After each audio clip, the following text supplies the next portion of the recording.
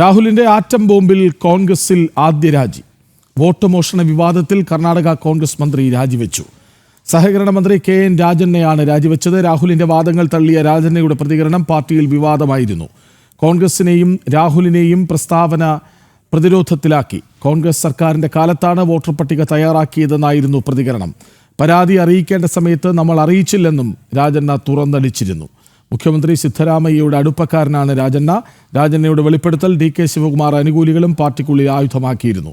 വിവരങ്ങളുമായി എസ് ശ്രീകാന്ത് ഒപ്പം ചേരുന്നു. ശ്രീകാന്ത്, ആറ്റം ബോംബ് വിട്ടത് രാഹുൽ, അത് പൊട്ടിയത് കർണാടക കോൺഗ്രസിൽ അല്ലേ?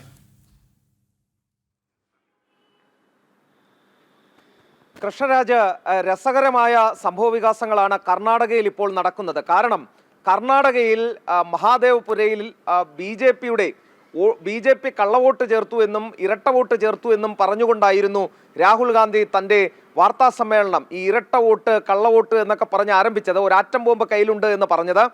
അതേ കർണാടകയിൽ കർണാടക കോൺഗ്രസിനുള്ളിൽ ആ ആറ്റം ബോംബ് വീണ് പൊട്ടിയിരിക്കുന്നു. കർണാടക സഹകരണ മന്ത്രി കെ.എൻ. രാജണ്ണ ഇപ്പോൾ രാജിവെച്ചിരിക്കുന്നു. ഹൈക്കമാൻഡ് അദ്ദേഹത്തിന്റെ രാജി ചോദിച്ചു വാങ്ങി എന്നാണ് മനസ്സിലാക്കുന്നത്. കാരണം അദ്ദേഹം ഒരു പരാമർശം നടത്തി. അതായത് ഈ വോട്ടർ പട്ടികയുമായി ബന്ധപ്പെട്ട തർക്കങ്ങൾ ഉണ്ടായിരുന്നെങ്കിൽ ആ വോട്ടർ പട്ടിക പരിഷ്കരിച്ചതും അത് പുതുക്കിയതും ഒക്കെ തന്നെ കോൺഗ്രസ് ഭരിക്കുമ്പോഴാണ്. ആ ഘട്ടത്തിൽ എന്തുകൊണ്ട് അക്കാര്യം ചൂണ്ടിക്കാണിച്ചില്ല എന്നാണ് അദ്ദേഹം ചോദിക്കുന്നത്. അക്കാര്യം കൃത്യമായി ആ സമയത്ത് പറയാമായിരുന്നല്ലോ. സർക്കാരിൻ്റെ ഭാഗത്തു നിന്നും അന്ന് കോൺഗ്രസിൻ്റെ സർക്കാരാണ് ഭരിക്കുന്നത്. അന്ന് KPCCയുടെ ഭാഗത്തു നിന്നും കർണാടക പ്രദേശ് കോൺഗ്രസ് കമ്മിറ്റിയുടെ ഭാഗത്തു നിന്നും എന്തുകൊണ്ട് ഈ വിഷയത്തിൽ ഇടപെടൽ ഉണ്ടായില്ല എന്നാണ് അദ്ദേഹം ചോദിക്കുന്നത്. ഇതിന് മറുവശം കൂടിയുണ്ട്. കാരണം സിദ്ധരാമയ്യയുടെ മുഖ്യമന്ത്രിയുടെ വലങ്കൈയാണ് ഈ രാജണ്ണ എന്ന് പറയുന്ന വ്യക്തി. ഡി.കെ. ശിവകുമാറാണ് KPCCയുടെ അധ്യക്ഷൻ. അദ്ദേഹത്തിനിട്ടൊരു കൊട്ടു കൊടുത്തതാണ്. പക്ഷേ സംഗതി ബൂമറാങ് ആയിട്ടുണ്ട്.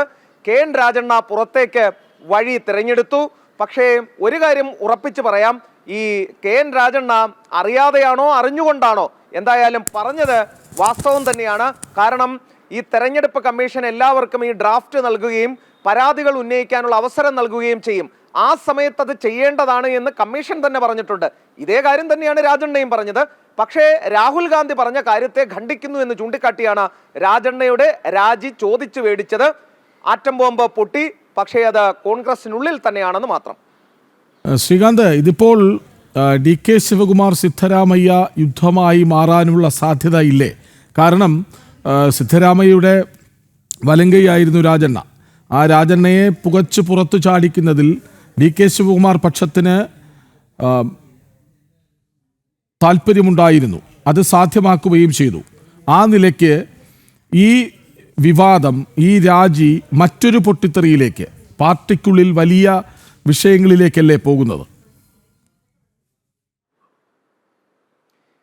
കർണാടക കോൺഗ്രസിലെയും സർക്കാരിലെയും കാര്യം ബഹുരസമാണ്. കാരണം അധികാരത്തിൽ കയറി 2.5 വർഷത്തിന് ശേഷം ഒഴിഞ്ഞുകൊടുക്കുകയും ഡി.കെ. ശിവകുമാറിനെ മുഖ്യമന്ത്രിയാക്കുകയും ചെയ്യുമെന്നുള്ളതായിരുന്നു തത്വത്തിൽ അംഗീകരിച്ചത്. അത് നടക്കാതായതോടെ അവിടെ എന്നും പൊട്ടലും ചീറ്റലുമാണ്.